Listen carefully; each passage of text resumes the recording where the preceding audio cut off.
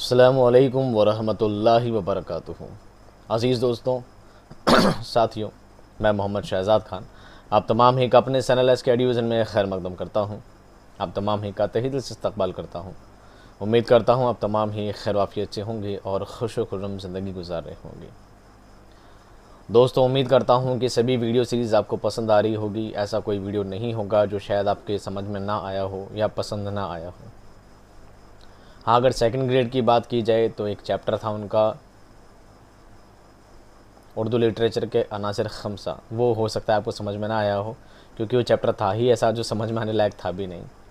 पर फिर भी आपके ऊपर ज़िम्मा सिर्फ ये है, आपको सिर्फ चैप्टर सुनना था और समझना था। अब उस चैप्टर से सवाल कैसे बनेंगे, चैप्टर से क्या चीज़ें आने वाली हैं, वो इंशाल्लाह जब MCQ सीरीज़ लेकर आएंगे तो उसमें सब चीज़ों को बयान कर देंगे। अगर नहीं याद होता है, नहीं समझ में आता है तो दिमाग से निकाल दें, इतना एक चैप्टर के लिए इतना लोड ना लें। अब बात करते हैं दोस्तों हमारा आज के टॉपिक के बारे में। आज का हमारा टॉपिक है गज़ल। क्या है? गज़ल। हालांकि इससे पहले गज़ल का एक टॉपिक आ चुका है। आज हम उसी गज़ल के टॉपिक को आगे बढ़ाने वाले हैं। अब बात ये रहेगी सर सेकंड ग्रेड को पढ़ना है या थर्ड ग्रेड को पढ़ना है। आपने पैनल पे यानी थंबनेल पे दोनों नाम लगाए हैं। तो बात यह है दोस्तों, गज़ल से थर्ड ग्रेड में सिर्फ इतना ही सवाल पूछा जाएगा। गज़ल की तारीफ़ पूछी जा सकती है, लुग़वी माना पूछे जा सकते हैं, मतला, मक़ता, रदीफ़, काफ़िया के बारे में पूछे जा सकते हैं, बहर को लेकर पूछे जा सकता है, या गज़ल को शअरा के बारे में पूछा जा सकता है। पहली गज़ल कौन सी है ये पूछा जा सकता है। इब्तिदाई नुकूश कहाँ से मिल सकते हैं ये पूछा जा सकता है। यानी इतना डीपली सवाल वहाँ से नहीं आने वाला है। बट फिर भी सेकंड ग्रेड में तो पूरी चीज़ आने वाली है, ना सिर्फ गज़ल बल्कि गज़ल के साथ उसका आगाज़ और इर्तिका भी ज़रूर आएगा।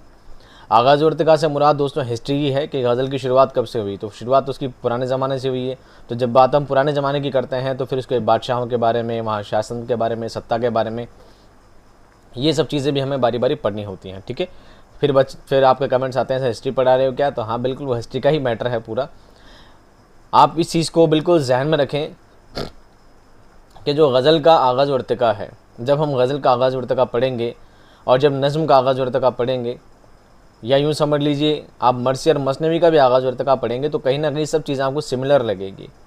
आप एक बार एक को पढ़ेंगे समझ में नहीं आएगा, मरसिया का आगाज़ और इर्तिका पढ़ा समझ में नहीं आया तो फिर मसनवी का पढ़ लिया, तो कुछ बातें उससे सिमिलर निकली तो आपको कुछ बातें दिमाग में बैठ जाएंगी। फिर मरसिया के बाद फिर जब आपने नज़्म का पढ़ा तो आपको थोड़ा और हैवी लगा तो आपकी कुछ बातें उससे मैच हो जाएंगी।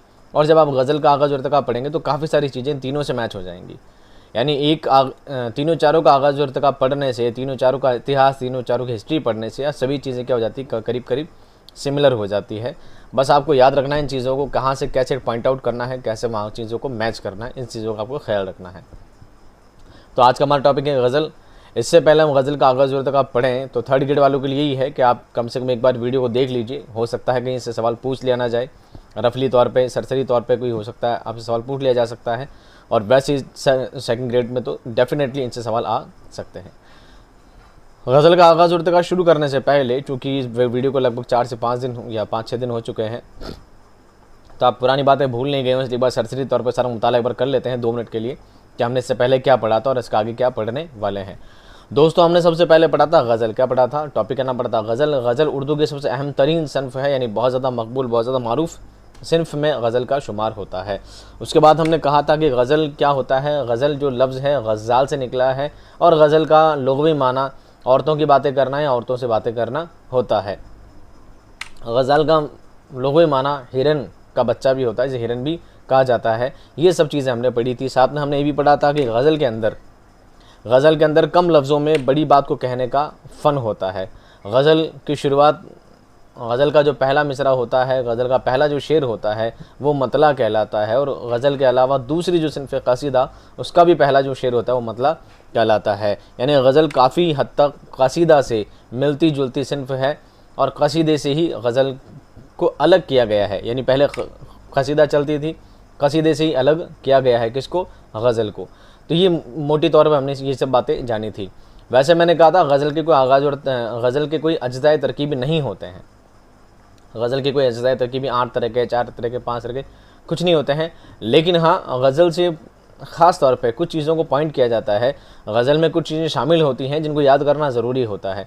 गज़ल में मतला, मक़ता, रदीफ़ और काफ़िया, ये 4 चीज़ें होती है। इनको याद करना और समझना ज़रूरी होता है क्योंकि इन्हीं चीज़ों से मिलकर ही गज़ल बना करती है।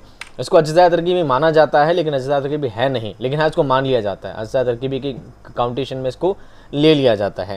फिर हमने दोस्तों बारी बारी के बारे में पढ़ा था कि मतला किसे कहते हैं। गज़ल का पहला जो शेर होता है उसे मतला कहते हैं, और कसीदे का जो पहला शेर होता है वो भी मतला ही कहलाता है। मतला का मतलब होता है तुलू होना। मतला का मतलब क्या होता है? तुलू होना।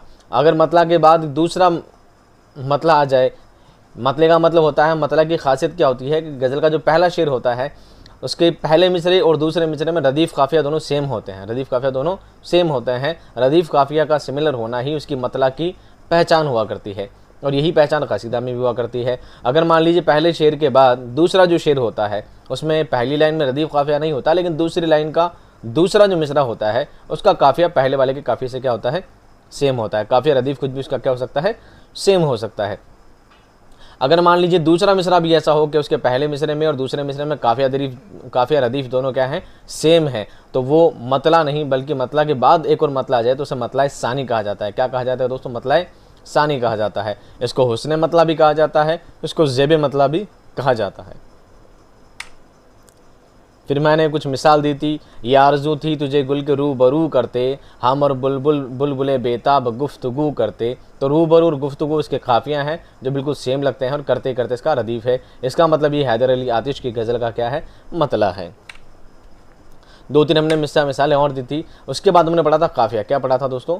सॉरी, मख्ता। क्या पढ़ा था? मख्ता। मख्ता की एक ही पहचान है, मख्ता गज़ल का सबसे आखिरी शेर होता है। इसकी पहचान ये होती है कि इसमें शायर अपना तखल्लुस इस्तेमाल करता है, यानी शायर अपना नाम के अलावा एक जो नाम अपनी गज़लें लिखने के लिए, अपने नज़में लिखने के लिए जो अलग से नाम रखा करता है, जो अलग से नाम इख्तियार किया करता है, उसे मख्ता, उसे तखल्लुस कहा जाता है। और जहाँ पर तखल्लुस इस्तेमाल किया जाता है, जिस शेर में इस्तेमाल किया जाता है, वो मख्ता कहलाता है।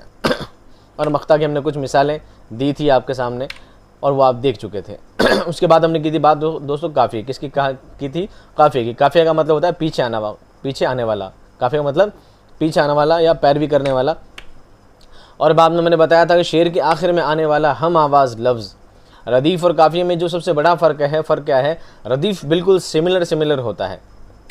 रदीफ़ बिल्कुल सिमिलर होता है, एक जैसा होता है, जबकि काफ़िया सिमिलर नहीं होता, मिलता जुलता होता है। उसको पढ़ने में एक जैसे लफ्ज़ लगते हैं। हमने कुछ मिसालें देकर आपको समझाया था। एक शेर पढ़कर बताया था, नक्श फरियादी है किसकी शौक़ ये तहरीर का, कागज़ी है पैरहन हर पै करे तस्वीर का। तो का और का दोनों सेम हैं, तो ये दोनों सेम लफ्ज़ क्या कहलाएंगे? ये दोनों यकसा लफ्ज़ क्या कहलाएंगे? ये कहलाएंगे रदीफ़। और मिलती जुलती हम आवाज़ लफ्ज़ जो आखिर में आती है, तहरीर और तस्वीर, बोलने में दोनों सेम लगते हैं, लेकिन दोनों सेम है नहीं। तहरीर का मतलब लिखावट कहते हैं, लेखन कहते हैं, और तस्वीर को हम चित्र कहते हैं। दोनों लफ्ज़ का मतलब अलग है, मानी अलग है, लेकिन बोलने में दोनों कैसे लगते हैं? सेम लगते हैं। तो ये लफ्ज़ क्या कहलाएंगे दोस्तों? काफ़िया कहलाएंगे। काफ़िया के बाद जो दोस्तों अगला लफ्ज़ हमारा था वो था रदीफ़। क्या था? रदीफ़ का मतलब होता है बार बार दोहराए जाने वाला लफ्ज़, बार बार दोहराए जाने वाला लफ्ज़। और भी इसकी कुछ परिभाषाएं दी थी, और आपको बताया था कि रदीफ़ किसे कहा जाता है। इसके बाद हमने दोस्तों एक दो तीन शेर लेकर बताया था आपको। गुल को होता सबा करार है काश, रहती एक आध दिन बहार है काश।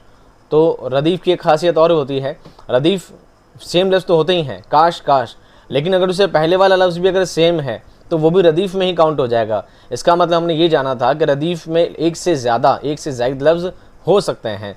काश भी क्या है? रदीफ़ है, और काश के पहले ए आ गया है, तो यहाँ पर ए काश दो लफ्ज़ मिलकर दोनों ही क्या?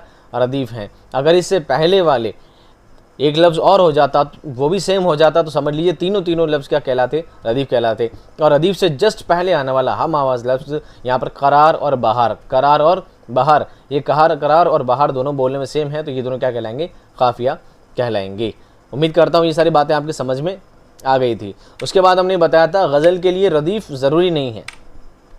गज़ल के लिए रदीफ़ ज़रूरी नहीं है, लेकिन काफ़िया का होना ज़रूरी है, तभी वो गज़ल कहलाएगी। क्योंकि कुछ गज़लें ऐसी होती हैं जिनमें रदीफ़ होता है, उन्हें रदफ़ गज़ल कहते हैं, मुरद्दफ़ गज़ल कहते हैं, और जिन गज़लों में रदीफ़ नहीं होता है उन्हें गैर मुरद्दफ़ गज़ल कहा जाता है। ये सब बातें हमने पढ़ी थी। उसके बाद हमने बहर के बारे में पढ़ा था। बहर किसे कहते हैं? बहर एक तरह का वज़न होता है, एक तरह के नापने का तरीका होता है। जिस तरह किलो में, मीटर में काफ़ी चीज़ों को नापा जाता है, तो जिस तरह गज़ल को या किसी शेर को नापने तोलने के लिए बहर का इस्तेमाल किया जाता है।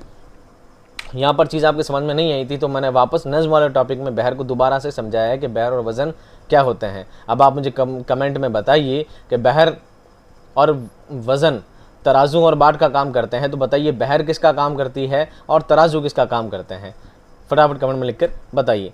उसके बाद हमने बताया था शहरी इस्तिलाहात, इसमें कुछ लफ्ज़ छूटे थे तो उसको नज़्म वाले टॉपिक में पढ़ाया था। शहरी इस्तिलाहात में होता है दोस्तों, शायरी किसे कहते हैं, शायरी किसे कहते हैं, शायरी शेर से बना है, शेर का मतलब शऊर होता है, समझ होता है, वाक़फ़ियत से इसका मतलब लिया जाता है। फिर हमें शेर के बारे में पढ़ा था, शेर आप जानते ही हैं किसे कहते हैं, शेर अशार, शेर की जमा अशार होती है, एक मिसरा और दो मिसरा, दो मिसरे मिलकर एक शेर बनाया करते हैं।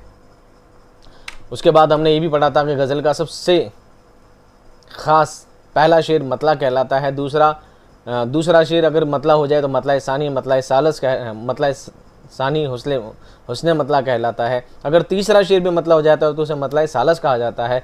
लेकिन गज़ल का वो शेर जो सबसे ज़्यादा उम्दा हो, सबसे ज़्यादा ख़ास हो, उसे शाह बैत कहा जाता है। क्या कहा जाता है? शाह बैत कहा जाता है या बैतुल गज़ल कहा जाता है। ये सब चीज़ें दोस्तों हम सारी पहले पढ़ चुके थे। आखिर में हमने ये पढ़ा था गज़ल और नज़्म में फ़र्क क्या होता है, आखिर गज़ल और नज़्म को अलग क्यों किया जाता है। गज़ल और नज़्म को अलग करने का एक बुनियादी जो फ़र्क है, सबसे अहम जो फ़र्क है वो ये है कि नज़्म का एक टॉपिक होता है, एक उन्वान होता है, उस उन्वान के इर्द गिर्द ही पूरी नज़्म घुमा करती है, चला करती है, फिरा करती है। यानी नज़्म का एक नाम दिया जाता है और पूरी नज़्म को उस नाम के अकॉर्डिंग ही लिखी जाती है। मान लीजिए नज़्म का नाम किसान दे दिया गया है तो नज़्म का आखिर शेर तक जितने भी उसमें शेर आएंगे, चाहे एक हो चाहे 100 हो, वो सभी शेर सिर्फ किसान को लेकर ही लिखे जाएंगे। लेकिन गज़ल में ऐसा नहीं होता है।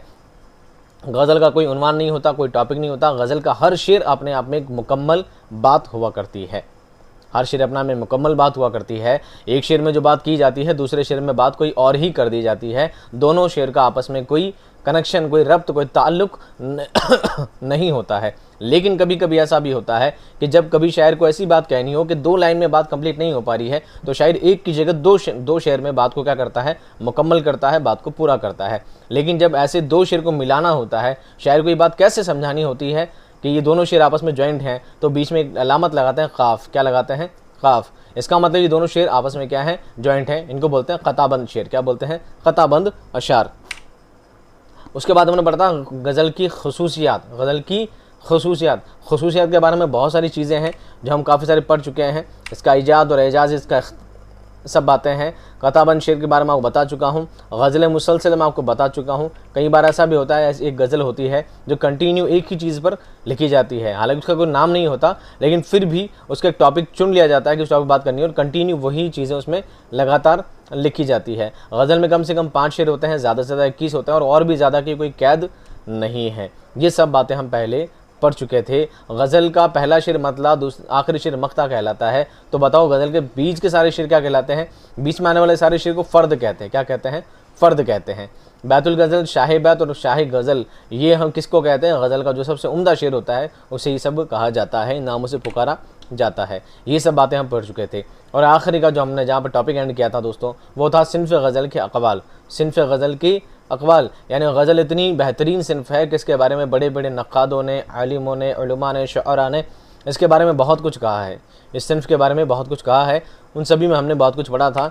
लेकिन एक जगह कुछ कन्फ्यूज़न थी, जहाँ पर मैंने रेड किया था, मैंने समझाया था कि उर्दू गज़ल का दूसरा नाम मीर तक़ी मीर है, बक़ौल डॉक्टर फ़ज़लुल इमाम ने कहा था। गज़ल उर्दू शायरी की आबरू है, रशीद अहमद सिद्दीकी ने कहा था। एक जुमला आया था दोस्तों, गज़ल इंतहाओं का सिलसिला है, सबसे ऊपर लाइन लिखी है गज़ल इंतहाओं का सिलसिला है। यहाँ पर शायद मैंने गलती से कलीमुद्दीन अहमद टाइप कर दिया था, उसको मैं दुरुस्त करके लेकर आया हूँ। गज़ल इंतहाओं का सिलसिला है, ये फ़िराक़ गोरखपुरी का है। किसका है दोस्तों? फ़िराक़ गोरखपुरी का है, क्योंकि कलीमुद्दीन अहमद और फ़िराक़ गोरखपुरी ने कम से कम 4 से 5 बातें गज़ल के बारे में कही है।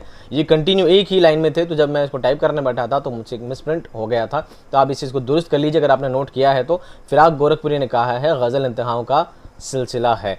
यहाँ पर दोस्तों हमारा टॉपिक क्या हो जाता है, आपका पुराना वाला एंड हो जाता है और नया टॉपिक आपको स्टार्ट होता है गज़ल, उर्दू गज़ल का आगाज़ और इर्तिका। यहाँ पर कोई चीज़ समझने की नहीं है, कोई चीज़ समझाने की नहीं है। आपको ऐसी कोई ट्रिक भी नहीं है कि मैं आपको बता दूँ और आपको ऐसे झट से याद हो जाएगा, ऐसा कुछ भी नहीं है। आप बस लगातार इसको पढ़ते रहें। पढ़ने से ही ये चीज़ें आपके जहन में निशानदेही हो जाएगी। कोई ट्रिक वगैरह नहीं होती इसको याद करने की, बस जितना ज़्यादा आप पढ़ेंगे उतना ज़्यादा आपके जहन में बैठता जाएगा।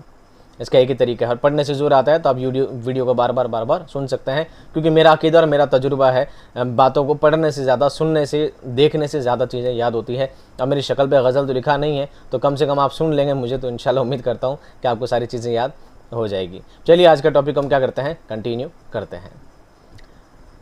उर्दू गज़ल का आगाज़ और इर्तिका। उर्दू ज़बान की इब्तिदा शुमाली हिंद से होती है, लेकिन दक्कन में परवान चढ़ती है। मैं सिर्फ बात उर्दू ज़बान की कर रहा हूँ, उर्दू गज़ल नहीं। आप है ना इस चीज़ को बहुत कॉन्सेंट्रेट होकर सुना करिए, बाद में कंफ्यूज हो जाते हैं बहुत सारी चीज़ों में। सर आपने वहाँ क्या कहा था, यहाँ क्या कहा था। हाँ, हो जाती है गलती मुझसे, मैं ठीक है एक्सेप्ट करता हूँ, हो जाती है, बोलने में पढ़ने में कहीं ना कहीं चूक हो जाती है, पर आप भी इस बात का पूरा ध्यान रखें, तवज्जो रखें, फिर बाद में ना कहीं सर ये गलती रह गई थी।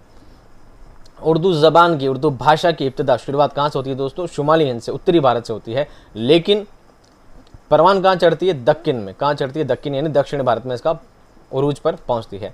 गज़ल के इब्तदाई नुकूश शुमाली हिंद में मिलते हैं, इसका बाकायदा आगाज़ शुमाली हिंद ही माना जाता है। तो गज़ल का आगाज़ कहाँ से माना जाता है, शुमाली हिंद यानी उत्तरी भारत से ही गज़ल का आगाज़ शुरुआत मानी जाती है। फिर आगे देखिए, जबकि नज़्म की इब्तदाई नुकूश दक्कन में मिलते हैं, उसका बाकायदा आगाज़ भी शुमाली हिंद से ही माना जाता है, लेकिन नुकूश क्या मिलते हैं दोस्तों, सिर्फ दक्कन मिलते हैं। ये इसलिए बताया जा रहा है क्योंकि नज़्म वाला टॉपिक आप कल पहले पढ़ चुके हैं।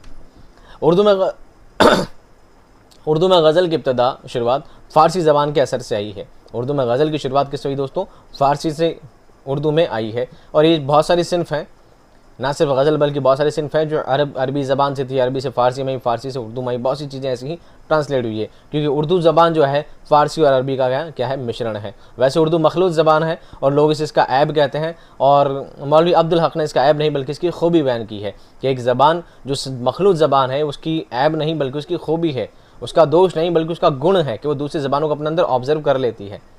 तो अपने आप में बहुत बड़ी बात होती है एक ज़बान के लिए। ये अल्लामा मौलवी अब्दुल हक का ये कहना है।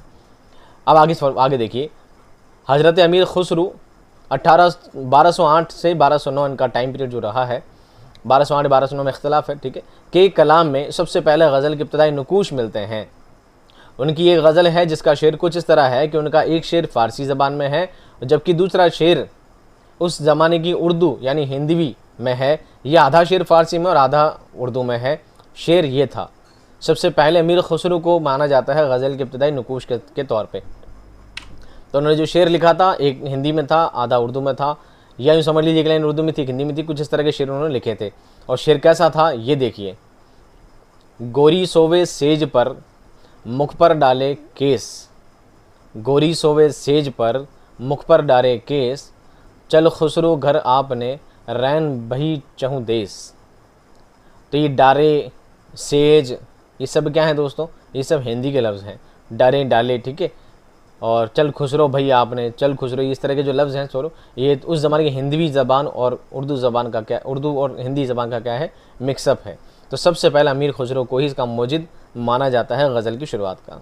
अमीर खुसरो को तूती हिंद भी कहा जाता है। ये कई बार पूछा जा चुका है सवाल छोटे एग्जामों में, शायद ग्रेड में इसका चांसेस कमी है। खुसरो के ज़माने में उर्दू को हिंद भी कहा जाता था। गज़ल के अलावा अमीर खुसरो पहेलियाँ, मकरनियाँ, कह मकरनियाँ, अनुमलियाँ, दोहे और कवाली के साथ साथ सितार के भी मौजिद हैं। मौजिद कहता है आविष्कारक, सितार जानते हैं बजाने का काम आता है, एक वाद्य यंत्र होता है सितार। इन सभी के मौजिद कौन माने जाते हैं दोस्तों, अमीर खुसरो ही माने जाते हैं। इसके बाद एक तवील अरसे तक उर्दू ज़बान सिर्फ बोलचाल के लिए इस्तेमाल की जाती थी और शेर गोई का बाकायदा कोई तसलसल बाकी नहीं रहा। अमीर खुसरो के बाद 1208 का जो उनका टाइम था, उसके बाद एक लंबे अरसे तक, करीब 100 साल तक कुछ भी नहीं हुआ। ये उर्दू ज़बान सिर्फ आम बोलचाल में चलती रही, लेकिन शेर व शायरी से, अदब के लिहाज से उर्दू का इस्तेमाल नहीं किया गया। फिर अलाउद्दीन खिलजी के साथ, ये मैं आपको कल नज़्म वाले टॉपिक में पढ़ा चुका हूँ, वहीं से बातें वापस शुरू हो जाती है, ठीक है। आप उन चीज़ों को कनेक्ट करते चलिए, आपको सब चीज़ समझ में आ जाएगी। फिर अलाउद्दीन खिलजी के साथ उर्दू ज़बान 1294 में दक्कन से चली जाती है और यहाँ आज़ादाना तौर पर फलती फूलती है। दक्कन में चली जाती है और आज़ादाना तौर पर फलती फूलती है। ये ज़बान बादशाहों से आवाम तक बेहद मकबूल हुई, बहुत ज़्यादा फेमस हुई। 1327 में मोहम्मद बिन तुगलक ने दक्कन में अपनी हुकूमत कायम की। किसने? 1327 में मोहम्मद बिन तुगलक ने। फिर इसने अमीरान सद्दा बनाया था, 100 लोगों को संभला गया था। ये सारी कहानी मैं आपको कल बता चुका हूँ। इनके बाद दक्कन में उर्दू ज़्यादा तेज़ी के साथ तरक्की करती रही। मोहम्मद बिन तुगलक ने दहली से हुक्मन तमाम लोगों को जाने को कहा। मोहम्मद बिन तुगलक ने क्या कहा, दिल्ली के लोगों को चलो यहाँ से जाओ, सब कहाँ जाओ, दक्कन चले जाओ। उनके हुक्म के बाद सूफ़ी, आलिम, अदीब, शुअरा, अहले हिरफा और फ़कीर वगैरह सभी लोग दक्कन चले गए। उनके हुक्म की तामील करते हुए, एक बादशाह का हुक्म होता है तो वैसा इंसान को करना पड़ता था। अलाउद्दीन के ज़रिए लगाए गए पौधे की जड़ तुगलक के दौर में मजबूत होने लगी। अलाउद्दीन ने जो जड़ लगाई थी उसको मजबूती किसने दी? तुगलक के ज़माने ने दी। ये लोग जिस ज़बान को दिल्ली से लेकर गए थे वो वहाँ की मकामी ज़बान में घुल मिल गई। ये लोग इसी ज़बान में अपनी तालीम और तबलीग करते थे। जो ज़बानी दिल्ली में बोला करते थे वही ज़बानी कहाँ लेकर चले गए? दक्कन में लेकर चले गए, और दक्कन में ही इन्होंने सारा काम उस ज़बान को आगे बढ़ाने का, फ़रोग़ देने का काम किया। पढ़ने लिखने में, तालीम और तबलीग में, सभी जगह वही ज़बान का इस्तेमाल ये लोग करने लगे। इसके बाद जब बहमनी सल्तनत कायम हुई तो उर्दू शायरी को ज़्यादा तरक्की मिली। अब बहमनी सल्तनत कैसे कायम हुई थी? खुद मुख्तारी करने के बाद। ठीक है, ये सारी कहानी बता चुका हूँ तो बार बार रिपीट करना मेरे हिसाब से मुनासिब भी नहीं है। दक्कन में उर्दू शायरी को खूब तरक्की मिली। दक्कन में उर्दू शायरी को फ़रोग़ देने वालों में मोहम्मद कुली कुतुब शाह, मोहम्मद कुतुब शाह, अब्दुल्ला कुतुब शाह, मुल्ला वजही, मुल्ला गवासी और मुल्ला नुसरती का नाम अहम है। ये सब कौन? कुतुब शाही दौर के लोग हैं। इन लोगों ने दक्कन में उर्दू शायरी को फ़रोग़ दिया। इन बादशाहों में सबसे अहम नाम में से मोहम्मद कुली कुतुब शाह का है। कुली कुतुब शाह ने फ़ारसी, उर्दू और तेलंगी ज़बान में शायरी की है। ये उर्दू के पहले साहिब दीवान शायर हैं जिसमें 50,000 अशार हैं।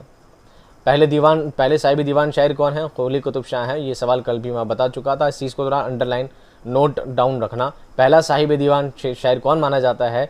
मोहम्मद कुली कुतुब शाह को पहला साहिब दीवान शायर कहा जाता है। इनके कलाम में भी गज़ल के नमूने मिलते हैं। इनके बाद दक्कन में वली दक्कनी के सबसे अहम गज़ल को शायर हुए हैं। सबसे अहम गज़ल को शायर कौन हुए? वली दक्कनी। इस दौर में मसनवी का दौरा था, मसनवी का रिवाज था, लेकिन वली ने गज़ल की तरफ ख़ास तवज्जो दी। 1700 में वली दक्कनी अपने दोस्त सैयद अबुल मआनी के साथ शुमाली हिंद चले जाते हैं। दिल्ली में उस दौर में फ़ारसी शायरी का रिवाज था।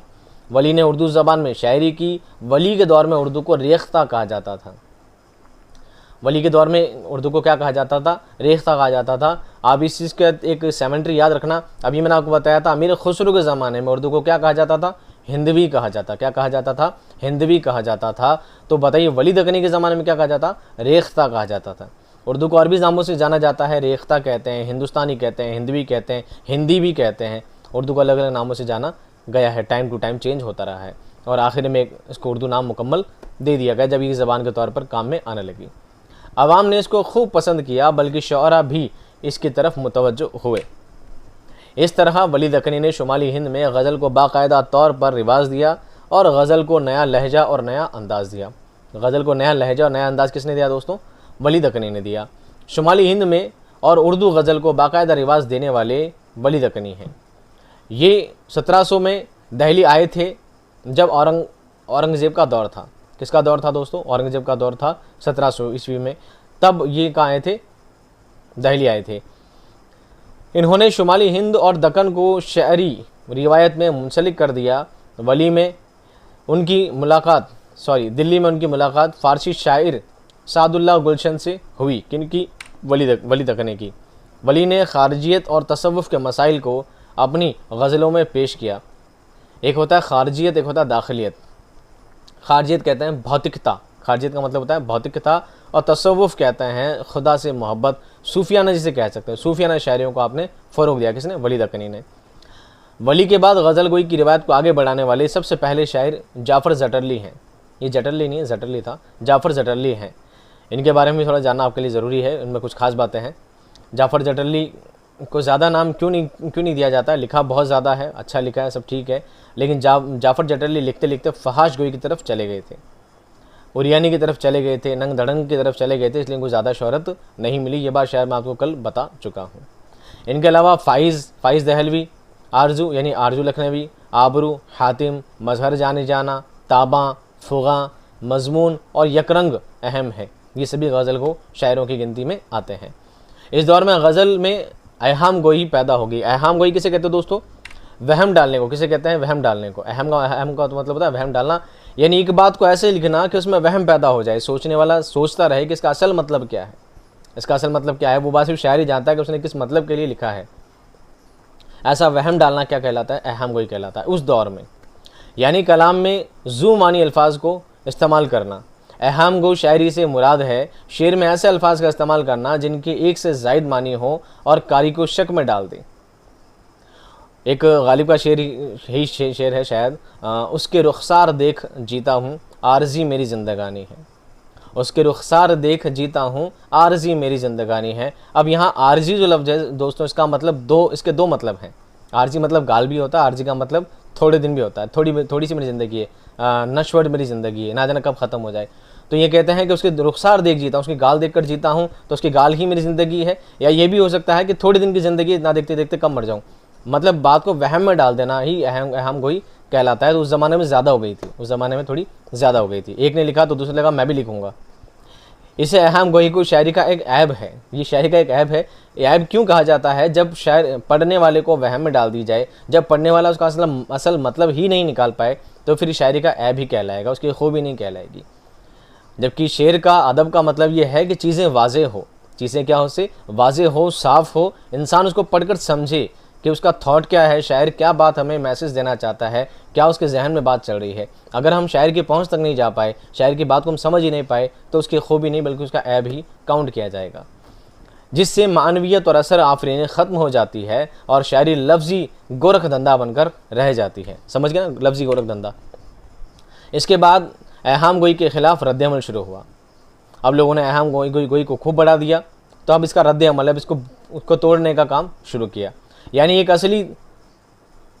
असली तहरीक शुरू हुई, और इस तहरीक को ताज़ा गोई और सादा गोई भी कहा जाता है। ताज़ा गोई, सादा गोई कहा जाता है। यानी वह अहम गोई को हटाकर अब सादा तौर पे चीज़ें लिखना शुरू होने लगी। इस तहरीक में अहम किरदार अदा करने वालों में सबसे अहम नाम मिर्ज़ा मज़हर जाने जाना का है। इसके अलावा शाह, हातिम, आरजू, फुगा ने इस तहरीक में हिस्सा लिया। इन लोगों ने कहा कि अहम गोई बहुत हो गई, वहम गोई बहुत हो गई, लोगों को वहम में डालना, धोखा देने का काम बहुत हो गया। अब जो शायरियाँ लिखी जाएगी बिल्कुल सादा ज़बान लिखी जाएगी, ताकि हर इंसान उन बातों को कनेक्ट कर सके, अपनी ज़िंदगी में उतार सके, उनको समझ सके। इस काम को आगे बढ़ाने वालों में सबसे पहला जो नाम आता है मज़हर जाने जाना का, मिर्ज़ा मज़हर जाने जाना का इसमें नाम आता है। और शाह, हातिम, आरजू, फुगा, ये सभी लोग इसमें बढ़ चढ़ के हिस्सा लेते हैं सादा गोई में। ये सब गज़ल को शायर थे, 2 बार लिख दिया मैंने। बाद में अपने कलाम से अहम गोई को निकाल दिया और अपने दीवान का नाम दीवान ज़्यादा नाम दिया। दीवान किसे कहते हैं? शायरी किताब कहते हैं। यानी सादी किताबों में, सादी ज़बान में सारी चीज़ें लिखी जाने लगी। उसके बाद उर्दू गज़ल का सुनहरी दौर शुरू हुआ और 3 बड़े नाम नमोदार हुए, प्रकट हो गए। यहाँ तक का जो मामला था, वली दक्कनी तक का जो मामला था, कुली कुतुब शाह का जो ज़माना था, उसके बाद वली दक्कनी का ज़माना आया, और वली दक्कनी के बाद में क्या हुआ था? अहम गोई शुरू हो गई। मिर्ज़ा मज़हर जाने जाना और उनके अलावा फुगा, ताबा सब ने मिलकर एक सादा तहरीक निकाली, और इस अहम गोई को क्या किया? दूर करने का काम सब ने शुरू कर दिया। इनके बाद उर्दू का जो सुनहरी दौर आता है, किसका? गज़ल गोई का। तो 3 बड़े शायर पैदा होते हैं। ये तीनों क्या है? समकालीन है, समकक्ष हैं, समकालीन, एक ही ज़माने के। ये 3 नाम कौन से हैं? सौदा, दर्द और मीर। रफ़ी सौदा, मीर दर्द और मीर तक़ी मीर। सौदा का ज़माना 1722 से 1781 रहा है, दर्द का 1721 से 1785 रहा है, और मीर का 1722 से लेकर 1810 रहा है। इन तीनों शायरों ने गज़ल को पहुंचा दिया बामे उरूज पर।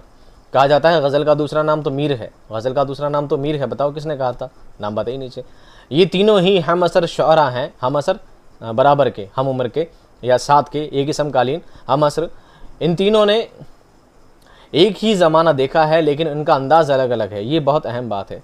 तीनों एक ही ज़माने में हुए हैं, लेकिन तीनों का लिखने का तरीका बिल्कुल अलग अलग, डिफरेंट। तीनों ने गज़ल लिखी है, लेकिन गज़ल लिखने का तीनों का तरीका थोड़ा अलग अलग है। क्यों अलग है? जब मैं इनकी हिस्ट्री पढ़ाऊँगा एक एक की, जब आपको शायरों के बारे में जब शायरों का आपको इंट्रोडक्शन जब दिया जाएगा, इनकी सवाने हायत जब बयान करूँगा, तो मैं एक एक के बारे में बताऊँगा कि अलग अलग क्यों थे इतने ज़्यादा। ठीक है, पहले बात करते हैं हम सौदा और मीर की। सौदा एक कसीदा गो शायर हैं। उन्होंने गज़ल को दाखिलियत से खारजियत की तरफ मोड़ा, लेकिन उन्होंने गज़ल में भी तख़य्युली आमेज़ अंदाज़ शुमाल किया है। सौदा कौन है दोस्तों? कसीदा गो शायर हैं। उनकी गज़लें अपने निशातिया लब व लहजे, सुरूर व मस्ती और शगुफ्तगी की वजह से मशहूर हैं। सौदा और मीर ने एक ही दौर देखा और एक जैसे हालात देखे, लेकिन सौदा ने उनका हंसकर मजाक उड़ाया और मीर ने उनका असर दिल पर ले लिया। सौदा ने दिल्ली की तबाही का मजाक उड़ाया और शहर आशोब लिखा, जबकि मीर की शायरी को दिल और दिल्ली का मरसिया कहा जाता है। दिल और दिल्ली का मरसिया कहा जाता है। लास्ट लाइन देखिए, सौदा की शायरी में वाह है और मीर की शायरी में आह है। सौदा की शायरी में वाह है और मीर की शायरी में आह है।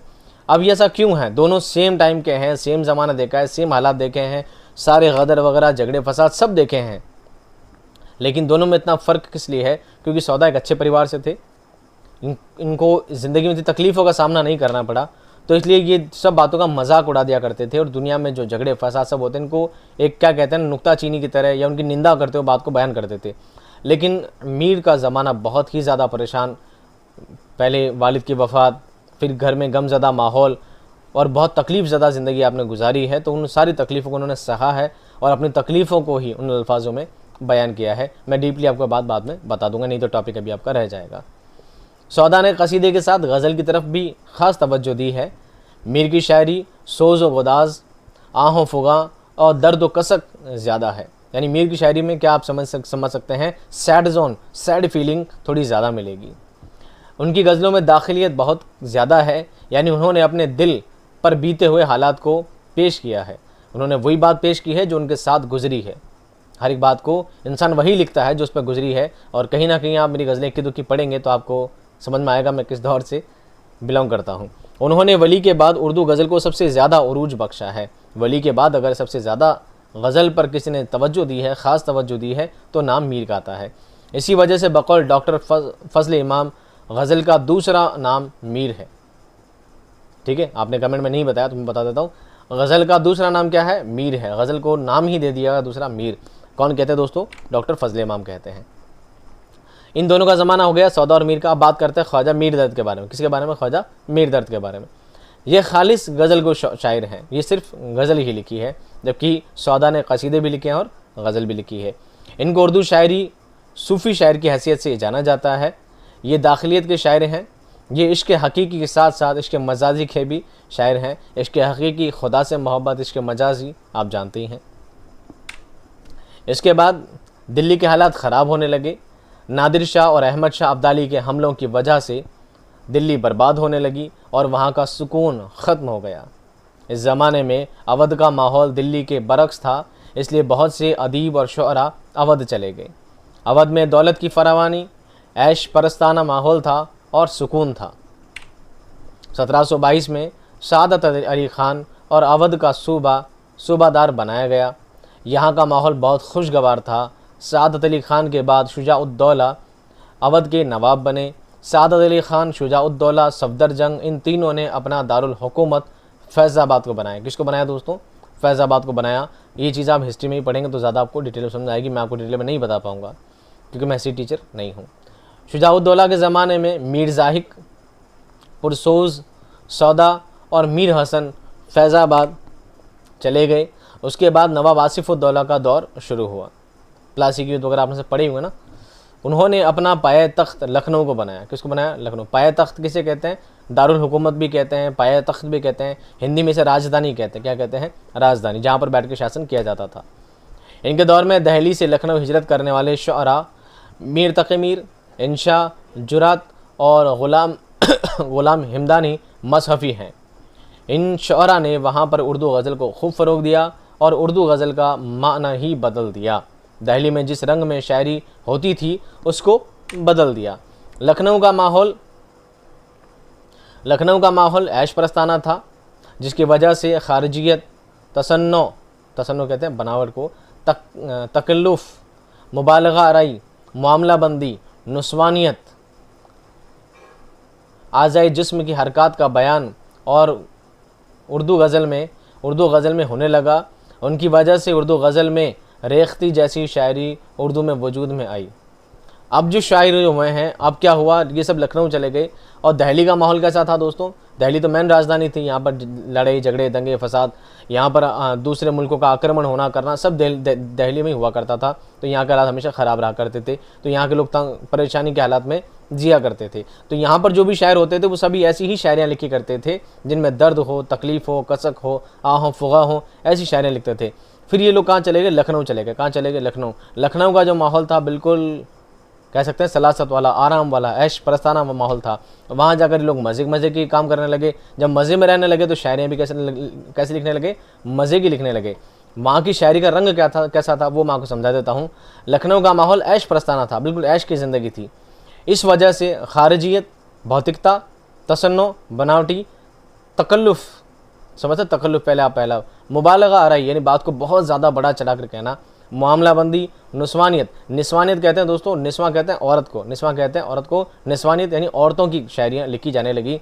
ईज़ाए जिस्म, आज़ाए जिस्म, जिस्म के हिस्से, आँखों की बात कर ली, उसके नैन की बात कर ली, उसके नक्श की बात कर ली, उसकी चाल ढाल की बात कर ली। ये फिर वहाँ पर चीज़ें थोड़ी ज़्यादा राइज होने लगी और जिस्म का तरीका पूरा, ये सब चीज़ें क्या हो गई, गज़ल में फेरबदल होने लगी। और इससे गज़ल में रेख्ती जैसी चीज़ आने लगी। गज़ल में रेख्ती क्या ईजाद हुई। रेख्ती कैसे कहते हैं, रेख्ता तो उर्दू को कहते हैं, रेख्ता उर्दू का दूसरा नाम है, लेकिन रेख्ती कैसे कहते हैं, देखिए औरतों की ज़बान में औरतों की बातें करना रेख्ता कहलाता है। इस चीज़ को मैं ना 2-3 लाइन में समझा सकता हूँ आपको। आपने देखे होंगे, कई गाने भी देखे होंगे जिसमें बोलते हैं मैं तो पिया बावरी हो गई। गाता गलवेली आदमी है, गाने वाला जेंट्स होता है, पर फिर भी क्या कहता है, मैं तो पिया बावरी हो गई। बावरा नहीं बोलता, क्या बोलता है, बावरी हो गई। मैं तो जोगन हो गई, मैं तो तेरे रंग में रंग गई। ऐसे जो लफ्ज़ होते हैं ना, यानी औरतों की ज़बान में औरतों की बातें करना, जो कि पड़ता जेंट्स ही है। तो ये जो चीज़ें होती है रेख्ती कहलाती है। क्या कहलाती है, रेख्ती कहलाती है। अहम गोई दिल्ली की शोहरा की और रेख्ती लखनऊ की शोहरा की इजाद है। दिल्ली वालों ने क्या किया था, अहम गोई वहम डालना पैदा किया था, तो लखनऊ के लोगों ने रेख्ती पर पुरजोर दे दिया। लेकिन अभी दौर ख़त्म नहीं हुआ है, अभी गज़ल का दौर ख़त्म नहीं हुआ है, आगे और चीज़ें बहुत सी बाकी हैं। इसके बाद जिन शोहरा ने उर्दू गज़ल को परवान चढ़ाया उनमें आतिश, नासिख, गालिब, मोमिन और ज़ौक़ का नाम है। अब होते हैं पायदार वाले, अब होते हैं मजबूत शोहरा जिन्होंने गज़ल को और आगे बढ़ाया, जिनमें आतिश, नासिख, गालिब, मोमिन, ज़ौक़ का नाम अहम है। आतिश और नासिख दोनों लखनवी रंग के शायर हैं। कैसे, लखनवी रंग के। आतिश ऐश प्रस्ताना, इन दोनों ने गज़ल में रंगीनी, मामला बंदी के साथ साथ ख्याल आफरीनी और नाजुक ख्याली पर तवज्जो दिया है। अब मुझे ये बताइए, आतिश और नासिख किसके स्टूडेंट हैं? ये जब मैंने आपको चैप्टर्स पढ़ाए थे तो नाम बताया था। आतिश और नासिख बहुत पहुँचे हुए इंसान के क्या हैं, स्टूडेंट हैं। आप मुझे देख कर बताइए, इन 2 चैप्टर के लास्ट में मैं बताऊँगा आपको। पहले आप बताइए, आतिश और नासिख किसके स्टूडेंट हैं? पहले बात करते हैं नासिख के बारे में। नासिख ने इस्लाही काम अंजाम दिए और शायरी से ज़्यादा उसूल शायरी और उसूल ज़बान पर ज़्यादा तवज्जो दी है। नासिख की हैसियत ज़बानदा और माहिर फ़न की है। नासिख को ज़बान पर बहुत अच्छी पकड़ थी और बहुत अच्छी शायरियाँ आपने की हैं, आपके निसाब में शामिल भी हैं। इनकी शायरी, अब बात करते हैं आतिश की। इनकी शायरी बंदिश अल्फाज और मुरस्सा साजी की मिसाल है। मुरस्सा कहते हैं दोस्तों जड़ा हुआ, मुरस्सा कहते हैं जड़ा हुआ। उन्होंने उर्दू शायरी को मुरस्सा साजी का नाम दिया है। वो कहते हैं उर्दू में शायरियाँ लिखना ऐसा है जैसे लफ्ज़ों को किसी चीज़ में जड़ दिया गया हो, लफ्ज़ों को चीज़ों में जड़ दिया गया हो, मुरस्सा साजी का इन्होंने नाम दिया है। और बात करते हैं अहम शोहरा गालिब की। इनके बाद गालिब, मोमिन और ज़ौक़ का नाम आता है। गालिब ने उर्दू गज़ल को फ़िक्र और फ़न दोनों एतबार से मुतासिर किया, दोनों एतबार से प्रभावित किया है। फ़िक्र और फ़न, फ़िक्र का मतलब तो सोच, थॉट, बहुत ज़्यादा उम्दा, बातों को बहुत ज़्यादा अच्छे तरीके से लिखना, बहुत गहराई से सोच कर बातों को लिखा है। फ़न के लिहाज से गज़ल को पढ़ने में भी लफ्ज़ों का इंतखाब भी बहुत ही ज़्यादा उम्दा तरीके से आपने किया है। तो फ़िक्र और फ़न दोनों ही एतबार से गालिब ने गज़ल को मुतासिर किया है, यानी प्रभावित किया है। उन्होंने अपना एक नया अंदाज़ बनाया, ये माया हो गया, बनाया। उनकी गज़लों में फ़लसफ़ा, फ़िक्र, तसव्वुफ़ और हिकमत जैसी बातें मिलती है। फ़लसफ़ा, फ़िलोसोफ़र की, फ़िक्र की, एक थॉटर की, तसव्वुफ़ यानी खुदा से जोड़ की, एक लगाव की, सूफियाना बातें, हिकमत जैसी बातें उनके गज़लों में मिला करती है। किनकी? गालिब की गज़लों में। इनके बाद दोस्तों जो नाम आता है वो अहम नाम है मोमिन। क्या है? मोमिन। मोमिन खां मोमिन नाम सुना होगा आपने। गालिब के बाद उर्दू गज़ल में सबसे अहम नाम मोमिन का है। ये खालिस इश्किया शायर हैं। ये बात इनके लिए लिख लीजिए चाहें तो, खालिस इश्किया शायर कौन है? मोमिन है। सिर्फ इश्क और मोहब्बत के अलावा कुछ नहीं लिखा है। इनके कलाम में मामला बंदी और तगज़्ज़ुल उरूज पर था। तगज़्ज़ुल कहते हैं बात को, उरूज पर था, यानी बहुत ज़्यादा बड़ा चढ़ाकर, तगज़्ज़ुल गज़ल के साथ, यही समझ लीजिए एक फेरबदल के साथ, मामला बंदी फेरबदल के साथ बहुत ज़्यादा पेश किया है। हुस्ने मक्ता भी इनको गज़लों की खूबी है। हाँ, ये मक्ता में अलिफ लग गया गलती से। हुस्ने मक्ता भी इनकी गज़लों की खूबी है। ये बात भी मोमिन के साथ ऐड कर लीजिएगा। मोमिन ने तखल्लुस को मानी खेज़ अंदाज में पेश किया है। पेश करना था, पेशिश हो गया दोस्तों, पेश है ना, क्या है ये? पेश किया है। ठीक है, मानी खेज़ अंदाज में क्या किया है? पेश किया है। किसने किया है? मोमिन ने किया है। यानी मोमिन क्या करते थे, जब भी गज़ल का एंड होता था, अपने नाम को ऐसे सेट करते थे कि यानी अपने नाम से कोई बात पैदा हो जाती थी। अपने नाम को सिर्फ ऐसे नहीं नाम लिख दिया, बल्कि नाम का कुछ ना कुछ मतलब भी निकल जाता था। नाम का कुछ ना कुछ मतलब भी निकल जाता था। अपने नाम को यानी अपने तखल्लुस को ऐसा इस्तेमाल करते थे कि वो तखल्लुस ही उसमें जॉइंट होकर ऐसा लगता था कि यहाँ पर होना ज़रूरी था। ऐसा नहीं मोमिन ने सिर्फ अपना नाम बनाने के लिए, नाम कमाने के लिए लिखा, बल्कि नाम को इस तरह सेट किया जाता था कि उनके नाम से बातें लिखती, उनके नाम से कोई ना कोई बात निकल जाती थी। आप कोई मोमिन की कोई गज़ल पढ़ेंगे, आखिरी शेर पढ़ना, तो आपको पता चल जाएगा क्या मतलब है इसका। उसके बाद नाम आता है दोस्तों ज़ौक़ का। किसका आता है? ज़ौक़ साहब का, शेख इब्राहिम ज़ौक़। इनकी पहचान एक कसीदा गो शायर की हैसियत से है, लेकिन इन्होंने उम्दा गज़लें भी कही हैं। उन्होंने गज़ल में उस्तादी और कादिरुल कलामी साबित की है। आप गज़ल के उस्ताद रहे हैं। उनके बाद जिन शुअरा ने उर्दू गज़ल को मुसलसल तरक्की दी है, उनमें दर्ज झेल हैं। यानी अब सब शायरों के बारे में हम डिटेल में नहीं पढ़ेंगे, वो 4-5 नाम पढ़ लेंगे। ये शायर क्या थे? ख़ास थे। इनके बाद अमीर मीनाई, जलील मानकपुरी, अज़ीज़ लखनवी, हसरत मोहानी, तस्लीम लखनवी और आरजू लखनवी का नाम अहम आता है। इसके बाद 20वीं सदी के अहम गज़ल गो शायर कौन है? फ़िराक गोरखपुरी, जिगर मुरादाबादी, शाद अजीमाबादी, असगर गोंडवी, फैज़ अहमद फैज़, हफ़ीज़ जालंधरी और साहिर लुधियानवी। ये कुछ गलत टाइप होगा, मैं सुधार दूंगा इसको बाद में PDF के अंदर। साहिर लुधियानवी, मजाज लखनवी, मईन अहसन जज़बी, अली सरदार जाफरी का नाम अहम है। ये सब कौन है? 20वीं सदी के शायर हैं। इसके बाद एक दौर आया जब गज़ल से ज़्यादा नज़्म निगारी को तवज्जो दी गई, बल्कि इसमें गज़ल की मुखालफत की गई, गज़ल को बुरा भला कहा गया। इस तहरीक से वाबस्ता हजरात का कहना था कि गज़ल हकीकत पसंदी और इज्तिमाई शऊर से बेगाना बेवक्त की रागनी है। ये बात किसने कही थी? गज़ल बेवक्त की रागनी है, बताइएगा मुझे। इनके मुताबिक इसमें बात को बेहतर ढंग से पेश नहीं किया जा सकता, लेकिन फिर भी उर्दू गज़ल क़ुर्ब परवान पर चढ़ी। फैज़, मजाज, साहिर, महरूम अहम गज़ल को हुए शायर हुए। उर्दू शायरी की एक ऐसी सिन्फ़ सुखन है जो तमाम मुखालफत के बावजूद मुसलसल तरक्की करती जा रही है। यानी उसके बाद जो दौर आया था वो दौर नज़्म का दौर था। उन लोगों ने कहा कि गज़ल में तो कोई बात मुकम्मल होती नहीं है, 2 लाइन में ही बात को कहकर छोड़ दिया जाता है, तो गज़ल को अच्छी सिन्फ़ को नहीं माना जाता है। गज़ल से बेहतर तो नज़्म है। एक टॉपिक दिया जाता है, एक नाम दिया जाता है, पूरी बात उसके अंदर बयान की जाती है। नज़्म बेहतर है, गज़ल उससे कमज़ोर है। ऐसा दौर भी आया और गज़ल की मुखालफत की गई, गज़ल को गलत और बुरा बताया गया। लेकिन इतनी बुराइयों के बाद, इतनी मुखालफत के बाद, इतने विरोध के बाद गज़ल ऐसी सिन्फ़ है जो आज तक सबसे ज़्यादा मकबूल, सबसे ज़्यादा फेमस और सबसे ज़्यादा लिखी, सबसे ज़्यादा पढ़ी जाने वाली सिन्फ़ है। मैं ख़ुद गज़लें ही लिखता हूँ, नज़्म लिखना मेरे बस की भी बात नहीं है, या नज़्म लिखने का मेरे भी ज़हन में कभी आया नहीं। गज़ल पढ़ने में एक सलासत बयान करती है, एक पढ़ने में एक इंटरेस्ट बयान करती है। एक इंसान अपने ख्याल पेश कर सकता है और बहुत ही इंटरेस्टिंग सिन्फ़ है गज़ल। उम्मीद करता हूँ दोस्तों टॉपिक आपके समझ में आ गया होगा। गज़ल से रिलेटेड ऐसी कोई बात नहीं है जिससे बाहर आप सवाल पूछा जाएगा। मुझे पूरी उम्मीद है कि जिस तरह इस कंटेंट को डिज़ाइन किया गया है जिस तरह आपका कंटेंट इकट्ठा किया गया है, जिस तरह आपको सामने पेश किया गया है, उम्मीद करता हूँ इससे बाहर से सवाल कहीं नहीं आने वाला। सेकंड ग्रेड तो छोड़ो, फर्स्ट ग्रेड तक भी मैं समझता हूँ उसके बाहर सवाल नहीं आने वाला। आप जमकर तैयारी करें, मेहनत करें, इंशाल्लाह अल्लाह ताला आपको कामयाबी अता फरमाए। मैं मिलता हूँ दोस्तों आपको नेक्स्ट टॉपिक में, नेक्स्ट क्लास में एक शानदार टॉपिक और शानदार वीडियो के साथ। तब तक खुश रहिए, आबाद रहिए। खुदा हाफिज़।